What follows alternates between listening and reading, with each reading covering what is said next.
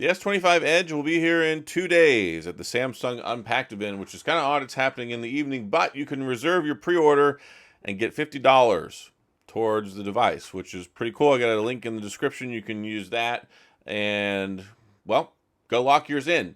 And maybe it might mean something this time, because my guess is they're probably not making a whole lot of these things. Like the whole kind of aura, vibe, as you children like to say these days, is like it's kind of a niche device. It's not really there to replace anything in the lineup, but it's kind of like an asterisk, like in the Thunderbolts, right? It's there, and I don't know. It'll be interesting. We'll find out in just a couple of days. I just got back from my whirlwind trip to New York. Maybe I might have some insight. I don't know. Might want to stay tuned over the next couple of days. But the phone itself, it's going to be here. And I mean, this has been one of the most hotly discussed phones that we've had in quite some time, because at its core, does it deliver something that is missing in the phone lineup experience?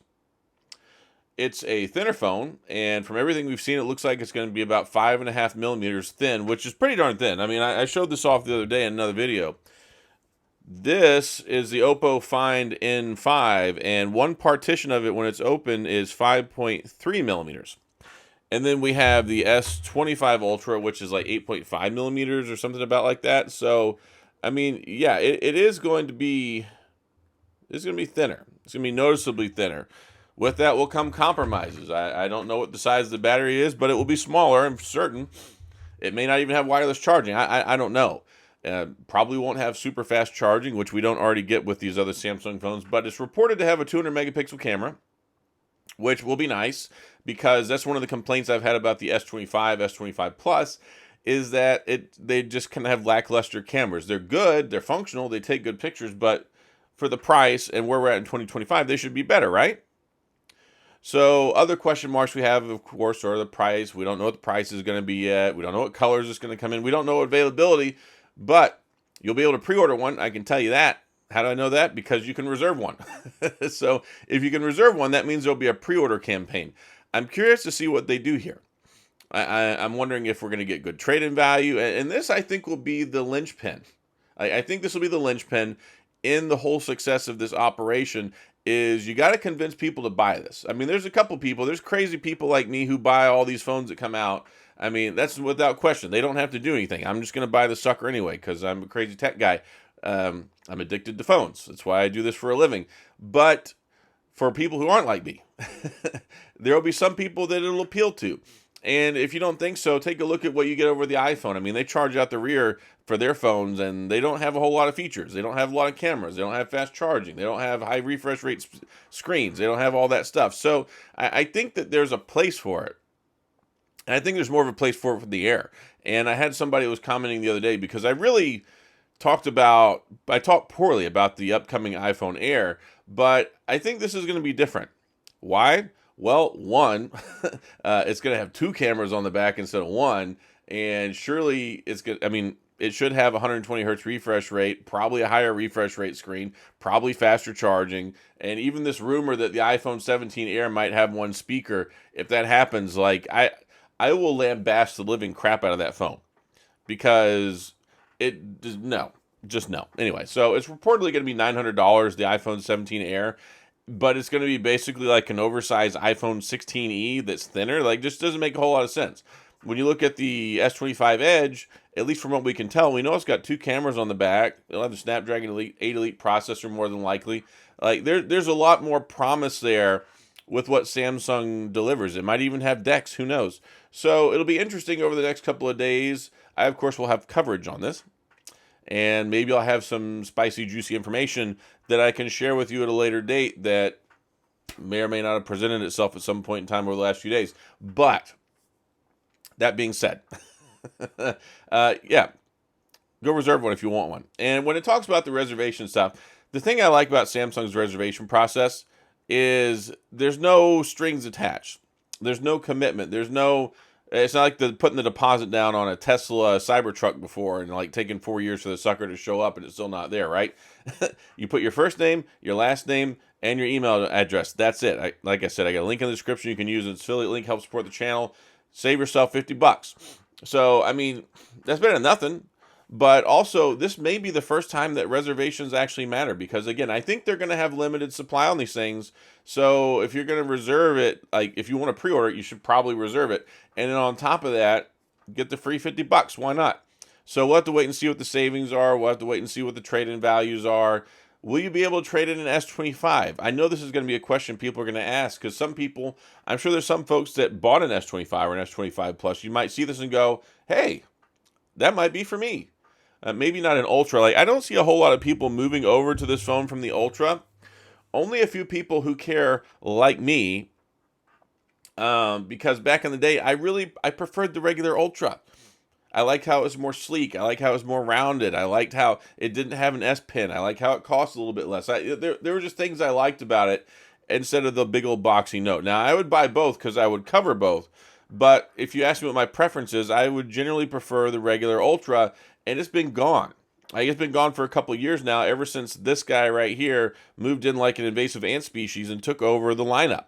So, and that's fine. I mean, most people like it. It's been selling well. And I think with them being able to just kind of focus on one phone, one launch in the spring, and then you have the foldable launch in the fall, I think it's kind of worked out. But I think that maybe the lineup's getting a little stagnant. Maybe the lineup's getting a little stale. Maybe it's in a position where they're like Samsung must feel like there's people out there that want this. I mean, it goes back to also like the S Pen. So, yes, the S Pen and the S25 Ultra doesn't have Bluetooth functionality anymore. And according to Samsung's feedback and their internal research, like less than 1% of people use those features. It says the S Pen. Clearly, people use the S Pen. I don't use the S Pen that much. And it's funny because when I use the Z Fold, I use the S Pen all the time. Like if I've got that phone, I am likely using the S Pen because there's a larger landscape, right? I on this phone with this phone screen, like there's just not a lot there. So it's one of those things where I'm like, okay, I don't care so much about the Bluetooth functionality. I don't even care so much they're taking out the telephoto. Like I don't really shoot a lot of 50 times, 30 times photos. I know some people do, but I think there will be a clear distinction here. I think there'll be a clear distinction with what this phone can do. And it reminds me a lot of phones back in the day. Like when the iPhone, and going back to Bendgate, right? Whenever the iPhone 6S came out, they were so thin. They were so sleek. They had those nice rounded edges, that polished like aluminum. They were really sleek. Like I liked them a lot, and they were so thin.